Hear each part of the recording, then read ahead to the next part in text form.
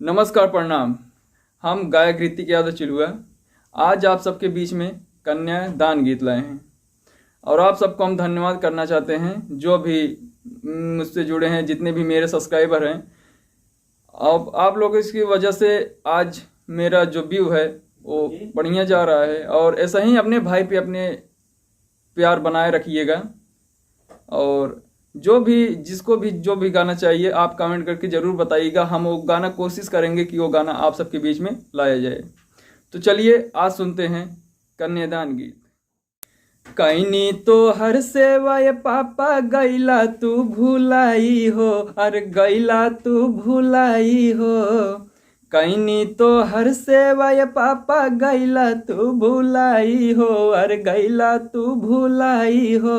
कावाने कारणवा हमके काइला पराई हो, कावाने कारणवा हमके काइला पराई हो। कैनी तो हर सेवाय पापा गैला तू भुलाई हो, अरे गैला तू भुलाई हो। कैनी तो हर सेवाय पापा गैला तू भुलाई हो, अरे गैला तू भुलाई हो।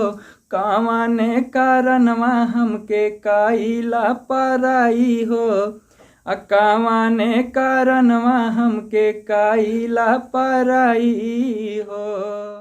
सुबह सुबह रोजे पापा खानावा बनावनी, खानावा बना के हम सब के खियावनी।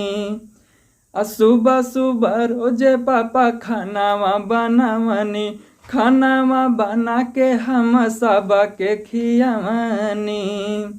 कैनी तो हर सेवाय मम्मी गैलू तू भुलाई हो, कैनी तो हर सेवाय मम्मी गैलू तू भुलाई हो, अरे गैलू तू भुलाई हो।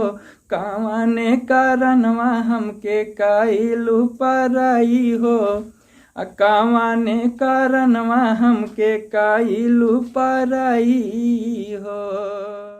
लागत रहे चोट हमया गावतायावानी, सुखवा या दुखवा में साथवानी भवानी। लागत रहे चोट हमया गावतायावानी, सुखवा या दुखवा में साथवानी भवानी।